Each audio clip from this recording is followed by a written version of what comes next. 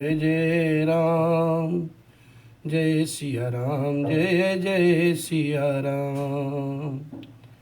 श्री राम जय राम, जय जय राम, जय सिया राम, जय जय सिया राम, जय सिया राम, जय जय सिया राम। श्री राम जय राम, जय जय राम, जय सिया राम, जय जय सिया राम। बोलिए राघवेंद्र सरकार की जय।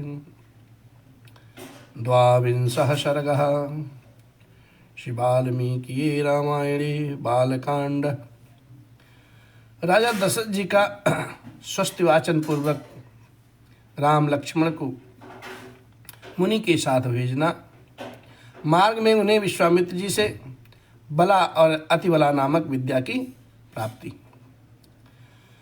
तथा वसिष्ठे ब्रुवति राजा दशरथा स्वयं प्रहृष्टवदनो राम माजुहाव शलक्ष्मणाम्।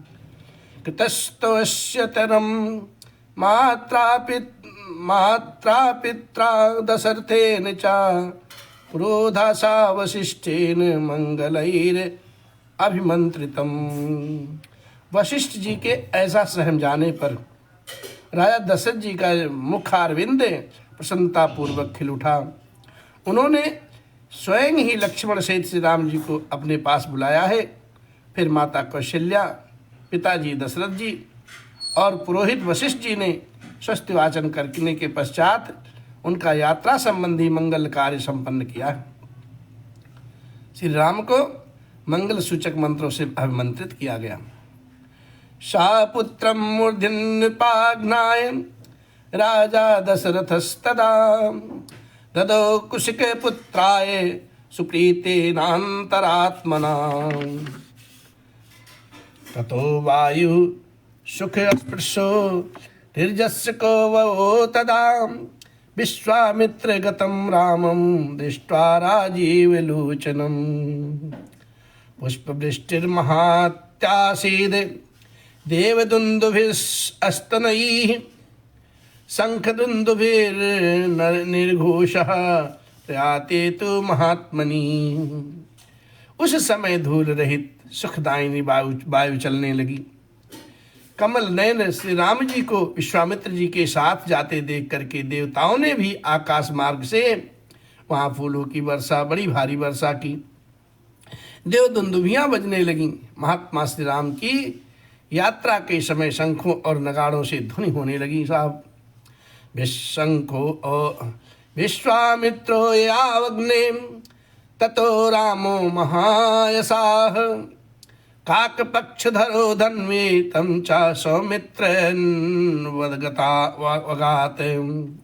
आगे आगे विश्वामित्र जी महाराज गुरु जी जा रहे हैं और उनके पीछे काक पक्षधारी महायशस्वी श्री राम जी तथा उनके पीछे श्री सुमित्रानंदन लक्ष्मण कुमार जी जा रहे हैं।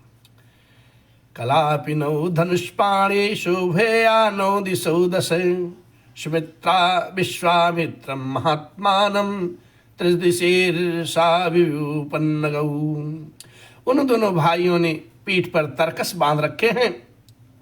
उनके हाथों से धनुष शोभायमान हो रही हैं तथा वे दोनों दसों दिशाओं को सुशोभित करते हुए महात्मा विश्वामित्र जी के पीछे पीछे 3 फन वाले 2 सर्पों के समान चले जा रहे हैं। एक ओर कंधे पर धनुष, दूसरी ओर पीठ पर तुड़ीर और बीच में मस्तक। इन्हीं तीनों की 3 फन वालों से उपमा की गई है। अनुजग्म तुरक्षुद्रो पितामहमिवाश्विनौ अनुयातो श्रिया दीप्तो शोभायन्तावनिन्दितौ। और उनका स्वभाव उच्च एवं उदार था। उनकी अनुपम कांति से प्रकाशित होने वाले वे दोनों अनिंद सुंदर राजकुमार सब ओर से शोभा का प्रसार करते हुए विश्वामित्र जी गुरु जी के महाराज के पीछे पीछे उसी तरह जा रहे हैं जैसे ब्रह्मा जी के पीछे दोनों अश्विनी कुमार जाते हों। तदा कुशिकपुत्रं तु धनुष्पाणेष्वलङ्कृतौ बद्धगोधाङ्गुलित्राणौ खङ्गवन्तौ महाद्दीं कुमारौ चारुवपुषौ भ्रातरो रामलक्ष्मणौ अनुयातो श्रियां दीप्तो शोभयेतामन्विन्दितौ अस्थाणुं देवमिवाचिन्त्यं कुमारा विवेपावकी। और वे दोनों भाई कुमार श्री राम और लक्ष्मण वस्त्र और आभूषणों से अच्छी तरह से अलंकृत थे, सुसज्जित थे। उनके हाथों में धनुष थे। उन्होंने अपने हाथों की उंगलियों में गोहटी के चमड़े के बने हुए दस्ताने पहन रखे थे और उनके कट प्रदेश में तलवारें लटक रही थीं और उनके श्री अंग बड़े मनोहर लग रहे थे। वे महातेजस्वी श्रेष्ठ वीर अद्भुत कांत से उद्भासित हो सब ओर अपनी शोभा फैलाते हुए कुशिक पुत्र विश्वामित्र जी का अनुसरण कर रहे थे। और उस समय वे दोनों वीर अत्यंत शक्तिशाली स्थाणुदेव महादेव के पीछे चलने वाले दो अग्नि कुमार स्कंद और विशाख की भांति शोभा पाते थे। अर्ध्ययोजनं गत्वा शर्व्या दक्षिणं तटे रामेति मधुरां वाणीं विश्वामित्रो अभ्यभाषत गृहाण वत्स सलिलं मा प्रतिकालस्य पर्ययः। अयोध्या से 1.5 योजन दूर जाकर के सरजू जी के दक्षिण तट पर विश्वामित्र ने मधुर वाणी में राम को संबोधित किया और कहा, वत्स राम, अब सरजू के जल से आचमन करो, इस आवश्यक कार्य में विलंब ना हो। मंत्र ग्रामम गृहाणंतम बलामति बलाम तथा नाश्रमो ना ज्वरो नाते ना वाते ना रूपस्य विपर्यः। बला और अतिबला नामक की जो प्रसिद्ध इस मंत्र समुदाय को ग्रहण करो। इसके प्रभाव से तुम्हें कभी थकावट श्रम महसूस नहीं होगा और ज्वर रोग या चिंताजनित कष्ट कभी नहीं होगा। तुम्हारे रूप में किसी प्रकार का विकार या उलटफेर नहीं होने पाएगा। इस प्रकार से न च सुप्तं प्रमत्तं वा दर्श्यन्ति नैरिताः ना बाहुवो सदृशो वीरे पितव्यामस्ति कंचन। सोते समय अथवा असावधानी की अवस्था में भी राक्षस तुम्हारे ऊपर आक्रमण नहीं कर सकेंगे।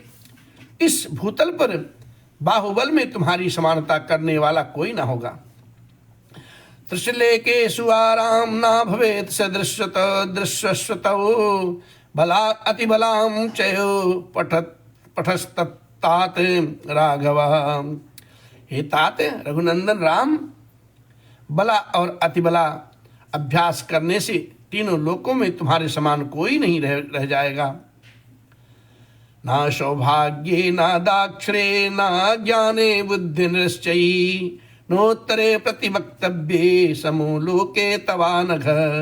अनघ सौभाग्य, चातुर्य, ज्ञान और बुद्धि संबंधी निश्चय में तथा किसी के प्रश्न का उत्तर देने में कोई तुम्हारी तुलना नहीं कर पाएगा। एतद् विद्या विद्ये लब्धे न भवेत् सदृशस्तौ बला चाति बला चयो सर्वज्ञानस्य मातरौ। इन दोनों महाविद्याओं को प्राप्त हो जाने पर कोई तुम्हारी समानता नहीं कर सकेगा, क्योंकि ये बला और अतिबला नामक विद्याएं सब प्रकार के ज्ञान की जननी हैं। सुत्यपासेनाति राम भविष्यते नरोत्तमं बलामतिबलां च पठतस्तात राघव गृहाण सर्वलोकस्य गुप्ते रघुनंदन। हे नरश्रेष्ठ श्री राम, तात रघुनंदन, बला और अतिबला का अभ्यास कर लेने पर तुम्हें भूख प्यास का भी कष्ट नहीं होगा। अतः रघुकुल को आनंदित करने वाले हे राम, तुम संपूर्ण जगत की रक्षा के लिए इन दोनों विद्याओं को ग्रहण करो। विद्याद्वयं दीयाने पश्चात् भवेद् भुवि पितामह सुते हुते विद्यते तेजः समन्विते। इन दोनों महाविद्याओं का अध्ययन कर लेने पर इस भूतल पर तुम्हारे यश का विस्तार होगा। ये दोनों विद्याएं ब्रह्मा जी की तेजस्विनी पुत्रियां हैं। प्रदातुम तो काकुस्तस्थ सदृशस्तम ही पार्थिवी कामं बहुगुणा सर्वे त्वयते ते नात्र संशयः तपसा संवृते चेते बहुरूपे भविष्यतः। ककुतस्थ नंदन, मैंने इन दोनों को तुम्हें देने का भी विचार किया है। हे राजकुमार, तुम ही इसके योग्य पात्र हो। यद्यपि तुम में इस विद्या को प्राप्त करने योग्य बहुत से सुंदर सुंदर गुण हैं, अथवा सभी उत्तम गुण विद्यमान हैं, इसमें तनिक भी संशय नहीं है। तथापि मैंने तपोबल से इनका अर्जन किया है, अतः मेरी तपस्या से परिपूर्ण होकर ये तुम्हारे लिए बहुरूपणी होगी, अनेक प्रकार के फल प्रदान करेंगी। ततो रामो जलम अस्पृश्वा प्रहृष्ट वदनम शुचिः प्रतिजग्राह ते विद्ये महर्षि भारवितात्मनः।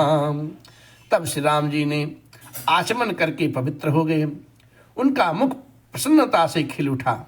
उन्होंने उन शुद्ध अंतःकरण वाले महर्षि से वे दोनों विद्याएं ग्रहण की। विद्या समुदितो